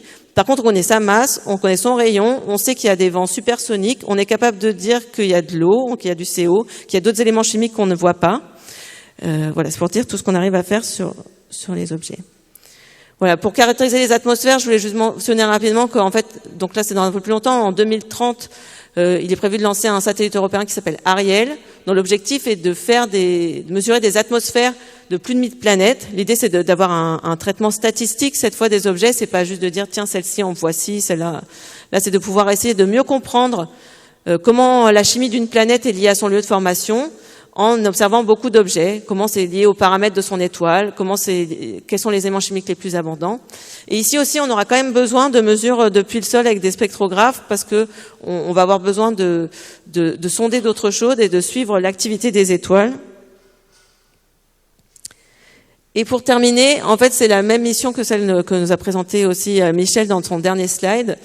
C'est donc HWO là, enfin c'était Life, mais donc c'est un prochain grand télescope spatial. Donc après Hubble et puis JWST, nous avez dû entendre parler, qu'on sûrement ne verra pas avant 2040. Et donc ça couvre tous les domaines de l'astrophysique, mais ça a été dessiné en partie pour faire imager et avoir des spectres d'atmosphère d'exoplanètes telluriques. Alors d'abord ici, ce que je vous ai mis ici, c'est de l'imagerie de 4 planètes géantes faites depuis le sol. Donc là, alors, voilà, vous pouvez voir les petits points là, ici, qui se déplacent et qui tournent autour de leur étoile. En fait, ici, le flux de l'étoile a été masqué de façon à pouvoir voir les planètes. Et donc là, on a 4 énormes planètes géantes dans un système très jeune. Et ça, à côté, c'est ce qu'on espère faire. C'est une simulation de ce qu'on espère faire avec ce télescope, avec le système solaire. Donc on aurait donc Jupiter et Saturne, et puis ici les 2 objets qui sortent un peu de là où on a masqué le Soleil, c'est Vénus et la Terre. Voilà ce qu'on espère de faire dans un certain nombre d'années. Mais pour faire ça, pour pouvoir distinguer les planètes de leur étoile, il faut avoir des systèmes qui sont suffisamment proches de nous. Voilà, parce que comme 2 phares d'une voiture, on est capable de les distinguer, puis quand ils sont très loin, on n'en voit plus qu'un. Il faut que le système soit suffisamment proche, d'autant plus que là, c'est pas 2 phares de voiture, il y en a un, c'est un phare, et l'autre, c'est une luciole. Donc ça va être même encore pire. Donc il faut vraiment avoir des systèmes proches. Et donc ça, c'est vraiment ce qu'on fait en ce moment avec les spectrographes depuis le sol, c'est de trouver les systèmes planétaires qui sont proches de la Terre, pour pouvoir faire ce genre de choses. Voilà, donc 30 ans de découverte, c'est une diversité d'objets. Donc là, on a quand même, ça c'est 4 vues d'artistes. Ça c'est des vraies images de disques protoplanétaires où se forment des planètes. Il faut des compétences variées pour contribuer, conception, construction d'instruments, définition d'outils mathématiques, analyse de données. On utilise toutes les lois de la physique et de la chimie. Je fais de la pub pour les étudiants s'il y en a un. Et c'est vraiment l'ouverture d'un nouveau champ de l'astrophysique. Voilà, il y a 30 ans, on connaissait 8 planètes, on n'était même pas très positif sur le fait de pouvoir en trouver d'autres. Et maintenant, on est capable de faire énormément de choses sur nos objets. On a vraiment une nouvelle vue sur notre système solaire et on ouvre l'exobiologie en dehors du système solaire.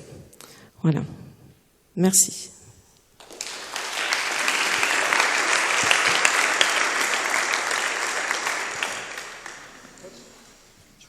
Merci Isabelle. Ouais. Est-ce que tu peux prendre ce micro? On va voir s'il marche. Donc je vais arrêter ton partage. La lumière, je la remets. Hop. Et on va maintenant passer aux questions. Attendez voir. Ça doit être ça. On reste envolé. Hein. Et Isabelle, tu peux rappeler combien il y a d'exoplanètes détectées aujourd'hui? Vas-y. Alors, oui. Oui, normalement, c'est bon. Voyons. Ça doit marcher. Hop, voyons. Ben, j'ai pas consulté la dernière. On est autour de 5000 et quelques. Je sais pas si Michel. Non, au plus de 5000, mais ce n'est pas le nombre exact. Ça change tous les jours. Si vous avez des questions. Soyez pas timide. Alors, il y a le monsieur. Bonjour et merci pour cette conférence. Est-ce que j'ai compris, vous parliez plutôt d'observation dans le spectre du visible et j'aurais aimé savoir quelle était un peu la différence entre le spectre visible et le spectre radio dans vos détections et si ça avait un impact sur peut-être le type de planète ou le rayon de détection. Merci. Alors, ce que j'ai montré, c'était et alors, j'ai parlé du visible. J'ai parlé aussi du proche infrarouge. Dans le domaine radio, jusqu'ici, avec la détection, on cherche des signaux. En fait, dans le domaine radio, on va chercher des phénomènes particuliers d'aurore que jusqu'ici n'ont pas été détectés dans d'autres systèmes exoplanétaires. On les connaît sur Jupiter, par exemple. Ça fait partie de recherches qui sont faites actuellement, mais pour lesquelles on n'a pas trouvé d'objet. Après, dans les domaines de longueur d'onde, entre le visible et le proche infrarouge, je crois que ça change plutôt, par exemple, le type d'étoiles qu'on va observer. J'ai une question ici. Il faudrait dire à qui vous la posez. Comment? Il faudrait dire à qui s'adresse la question, comme ça les orateurs savent si ça s'adresse à eux. Moi, ça m'est égal. C'est juste... Enfin, je pense que j'ai la réponse en court terme, mais est-ce qu'on a des pistes pour détecter la vie interne de la Terre parce que pour l'instant, vous avez parlé d'atmosphère, mais enfin, je pense à messéisme, par exemple. Donc, est-ce qu'on a des moyens de voir s'il y a une certaine dynamique en intérieur des exoplanètes? Tellurique ou nôtre, mais je pense plutôt tellurique. Michel, tu as entendu les questions?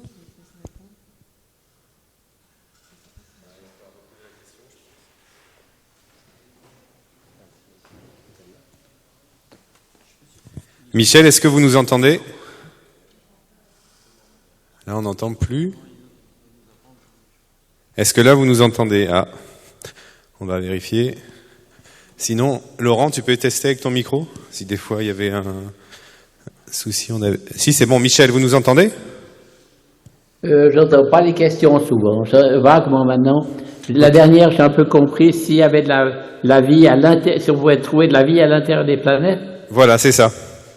Oui, alors bon, comment dire? Ce que l'on sait de la Terre, c'est que la température augmente beaucoup avec la profondeur. Mais par contre, on sait aussi que dans les failles terrestres, il y a des bactéries qui peuvent être trouvées comme ça.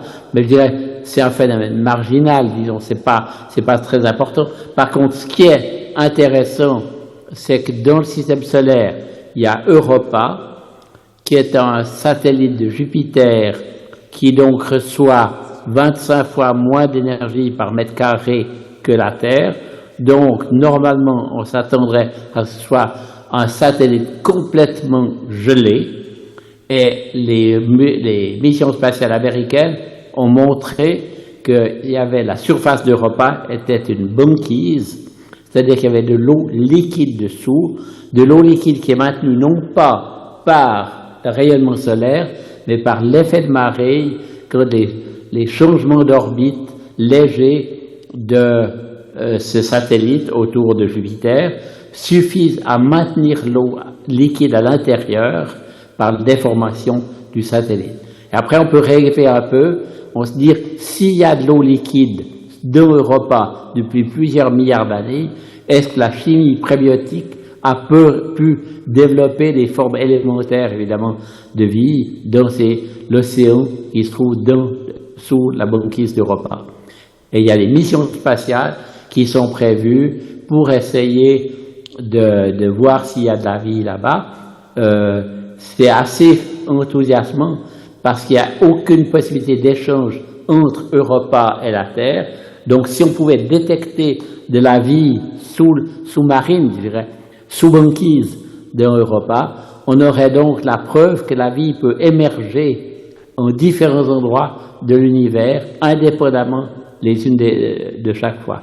Et donc on pourrait même rêver beaucoup plus, c'est que par exemple, si on arrivait à fondre un peu de l'eau qui est sortie dans une fissure de la glace de la banquise d'Europa, si on trouvait quelque chose, on pourrait voir si la recette de la vie, l'ADN de ces organismes est similaire à celui de la Terre, et donc voir si la formule qui règle au niveau chimique la vie est la même partout. Donc ça, c'est à très long terme, mais c'est pas vrai. Et en fait, complètement, puisqu'il y a déjà une sonde qui est en train de partir vers Europa, qui va pas aller faire son analyse, mais donc c'est certainement le genre de recherche complémentaire aux exoplanètes qui sont absolument fondamentales, fabuleuses. Et puis, si on revient aux exoplanètes, alors ça, c'est pas dans l'intérieur des exoplanètes, l'analyse de la chimie des atmosphères planétaires, donc actuellement, c'est le grand domaine, je dirais, des 10-15 prochaines années, c'est de chercher des biomarqueurs, donc des signatures chimiques dans l'atmosphère des planètes qui révéleraient la présence de vie éventuelle. Encore faut-il identifier quelles sont les transitions atomiques significatives. Mais donc ça, mais à l'intérieur, non, on peut pas, il n'y a pas d'autres travaux. Déjà, on serait content de trouver sur la surface des légers changements dans l'atmosphère qui nous dit qu'il y a de la vie. Donc, évidemment, on ne va pas aller dans l'intérieur.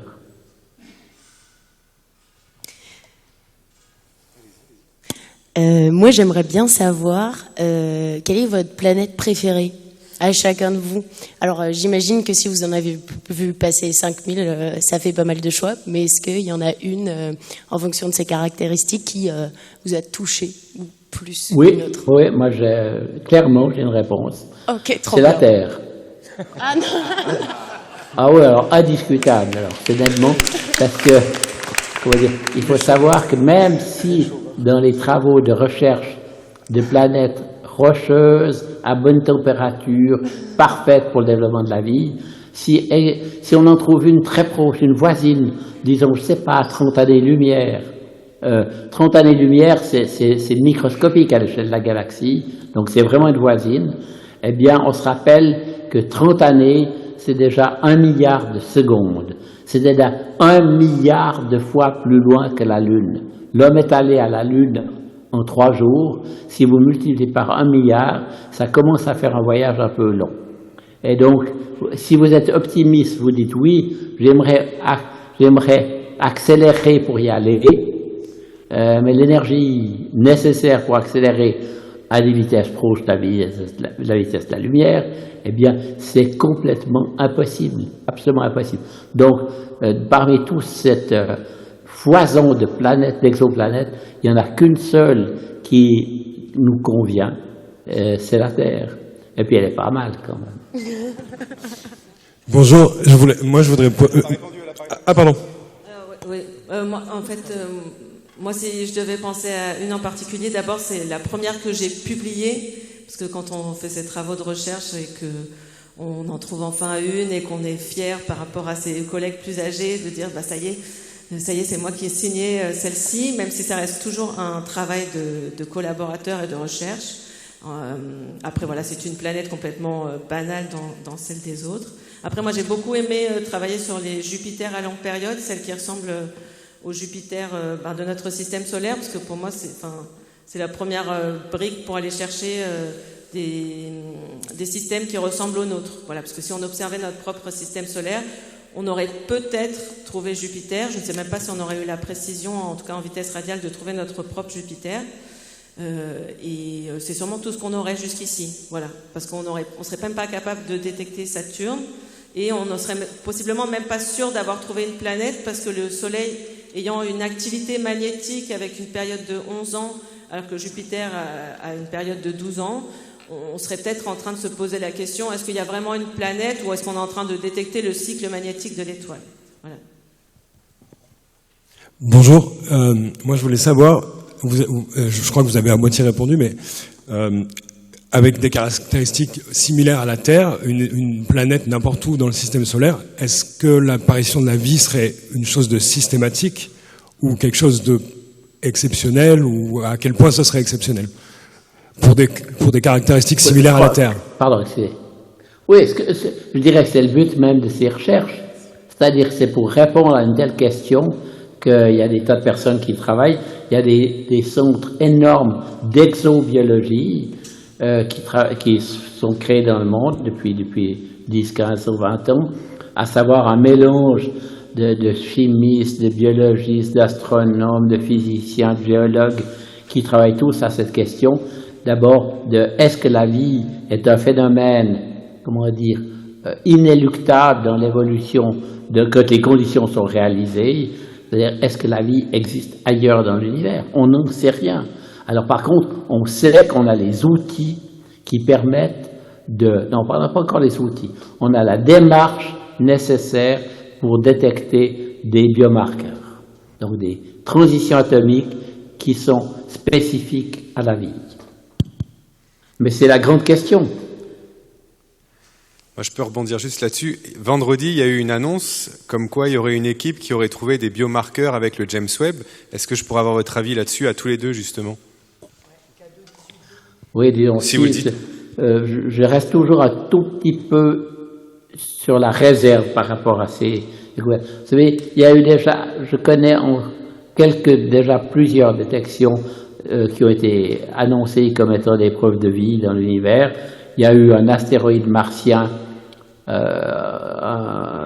a été retrouvé en Antarctique il y a une vingtaine d'années, comme ça, qui avait apparemment des bactéries comme on peut trouver sur Terre, fossiles évidemment, et puis en fait ça s'est révélé être complètement erroné, c'était un flop, c'était des structures d'une autre nature. Il y a eu aussi l'annonce il y a quelques années dans l'atmosphère de Vénus, à très haute altitude, d'une molécule spécifique, soi-disant de la vie, etc. Donc, je ne suis pas spécialiste de ce domaine, mais je suis encore un tout petit peu sur la réserve. C'est peut-être une grande découverte, mais je pense que c'est un petit peu tôt pour en être tout à fait certain. Oui, on n'a pas encore, comme je disais, on n'a pas encore les outils, on n'est pas encore sûr de savoir quels sont les biomarqueurs. Et donc, c'est probablement une de nombreuses annonces qui sera faite dans les prochaines années, puisqu'on a maintenant les instruments qui permettent de faire des mesures dans les atmosphères, mais on n'est pas encore complètement sûr de savoir comment caractériser ces biomarqueurs ou de savoir lesquels sont des bons marqueurs. Donc, ça va être les travaux dans les prochaines années. Oui, moi je voulais revenir sur le nombre d'exoplanètes qui sont dans le catalogue actuellement. Parce que j'ai un sentiment, un étonnement, ou c'est peut-être un sentiment qui est faux, c'est qu'on a eu une grosse masse de données qui ont été, notamment avec Kepler, qui sont arrivées, puis on est assez rapidement passé à 5000 et quelques planètes, et puis on a l'impression que maintenant, il y a un creux, et que peut-être il y a beaucoup de données qui restent à analyser pour que les candidates soient validées, mais on a l'impression qu'il y a une certaine stagnation. Alors, est-ce que c'est dû aux satellites qui ont été envoyés, qui n'ont pas les mêmes buts, notamment, par exemple, plus de cataloguer la diversité des planètes, mais plus de viser certains types de planètes pour faire des analyses plus précises, y compris sur les atmosphères, voire même l'exobiologie, par exemple. Ou alors, est-ce que c'est parce que j'ai ce sentiment-là qu'on est un peu bloqué, mais c'est faux, en fait. Sur le nombre, je pense que peut-être on n'a plus l'intention de cataloguer les planètes parce qu'on a suffisamment d'échantillons pour avoir une vue pas exacte, mais disons bonne de la diversité des planètes, et que peut-être maintenant on se concentre plus sur certains types de planètes pour avoir des analyses plus fines. Voilà. Oui, je vois tout à fait au point à ce que vous voulez mentionner. En fait, je pense que il y a incontestablement un ralentissement de taux de découverte parce que il y a eu d'abord du temps de télescope qui a été donné en grande quantité. Bon, à l'OHP, il y avait à peu près le 25% du télescope, du temps de télescope. À l'université d'Arizona, il y avait beaucoup de temps. Il y a eu au Chili, nous on a eu sur un télescope, après avoir construit ARPS, on avait 100 nuits par année de grands télescopes pour chercher. Et donc tous ces efforts ont contribué d'une manière majeure à augmenter le nombre de planètes par les vitesses radiales. Après est arrivé le flux gigantesque donné par les satellites qui cherchaient des transits, donc Kepler en particulier.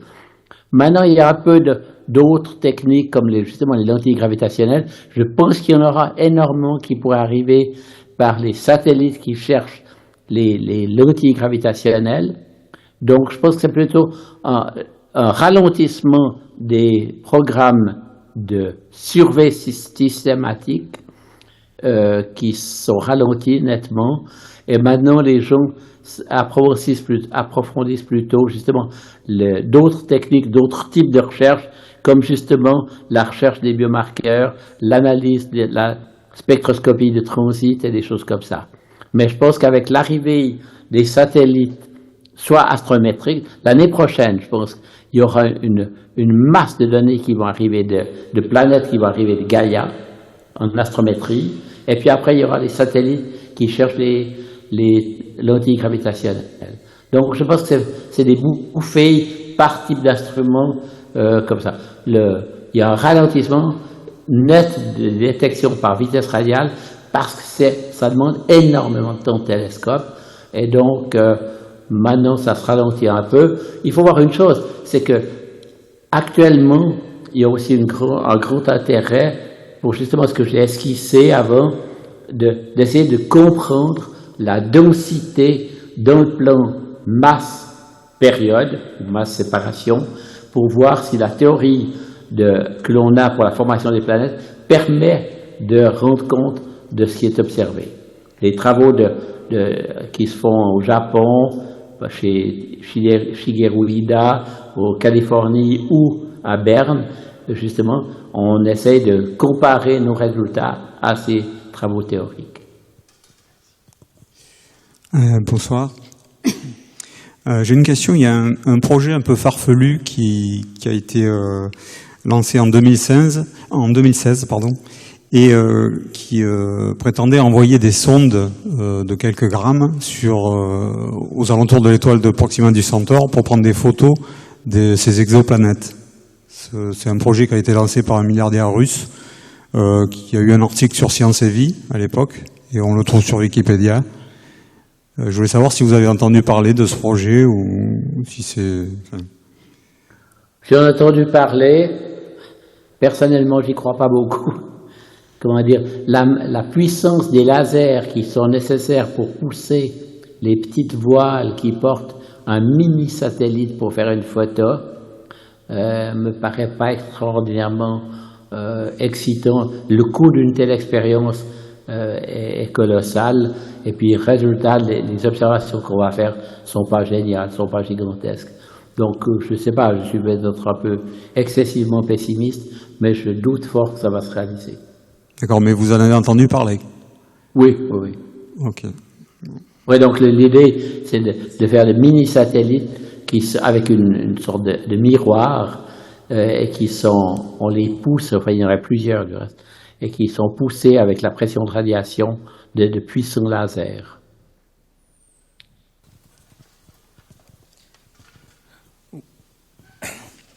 Bonjour.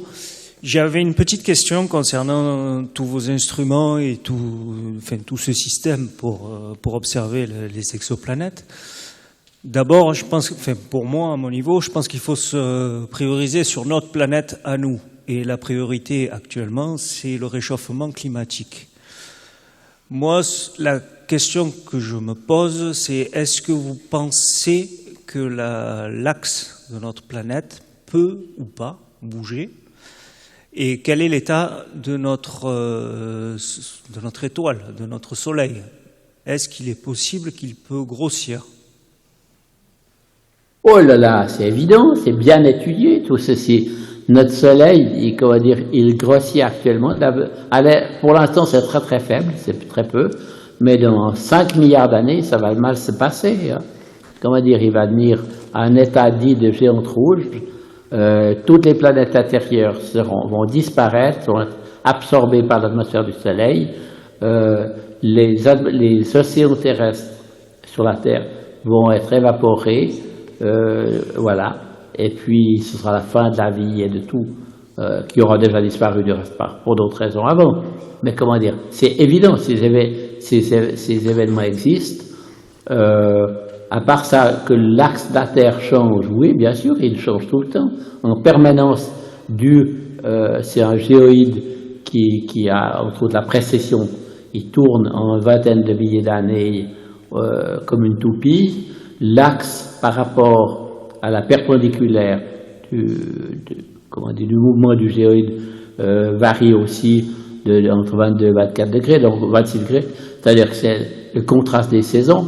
Mais pour l'instant, il n'y a rien de catastrophique. Ça, c'est, je dirais, le moindre mal encore. Par contre, le phénomène que vous mentionnez au début, le réchauffement climatique, oui, ça c'est un problème sérieux.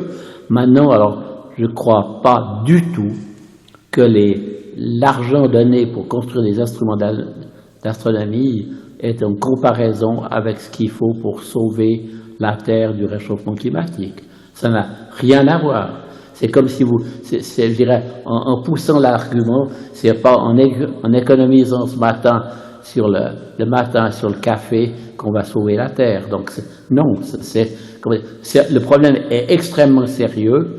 La recherche d'astronomie est une chose. C'est même fondamental de s'intéresser à des questions fondamentales. Depuis des millénaires, les gens se posent des questions là au sujet.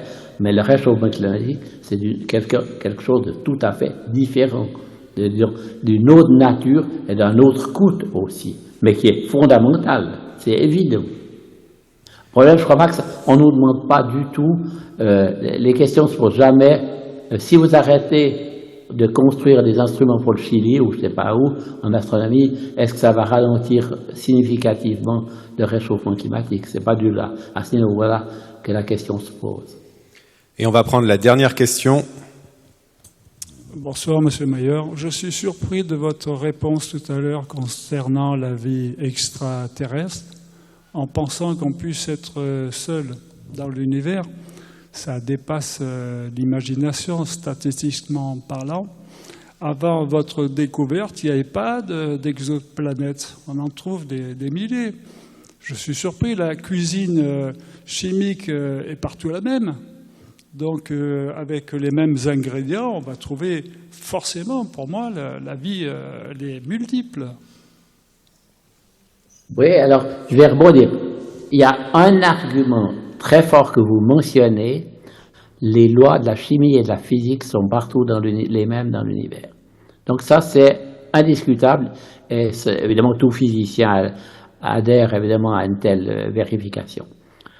Le problème, c'est que il y a votre sentiment personnel, oui, la vie doit exister ailleurs, et puis après, il y a la démarche scientifique, et après, est-ce qu'on la découvre? Et donc je crois que là, c'est deux choses différentes. Le scientifique dit, je construis des instruments, je fais des mesures, je prouve que c'est vrai, il y a la vie existe ailleurs, et puis il y a notre sentiment personnel que je partage avec vous, du reste, à savoir, je suis, comment dire, intimement persuadé que la vie existe ailleurs dans l'univers, simplement, c'est pas la science, c'est pas la preuve, c'est mon sentiment personnel. Merci. Et j'ai une dernière question, moi, pour Isabelle. Je la pose pour ceux qui n'ont pas osé la poser. Comment on fait pour travailler à l'Observatoire de Haute-Provence? Comment on fait pour travailler à l'Observatoire de Haute-Provence? En fait, j'ai dit qu'il y avait beaucoup de métiers, enfin, il y avait plusieurs métiers différents à l'Observatoire de Haute-Provence. Donc, il y a des chercheurs, des scientifiques, des techniciens, des ingénieurs, des personnes qui travaillent dans l'administration. Donc le mieux, c'est d'aller voir sur le site web de l'Observatoire de Haute-Provence qu'est-ce qu'on fait, et puis de venir vous renseigner, déjà de venir voir à l'Observatoire et de venir vers Saint-Michel, l'Observatoire, voir le ciel et voir la science qu'on y fait. Eh ben, un grand merci Isabelle, un grand merci Michel d'avoir pris du temps sur vos emplois du temps pour nous donner cette très belle conférence, et on espère vous voir très vite à Marseille. Je crois que c'est le Larsen. Merci beaucoup. Merci.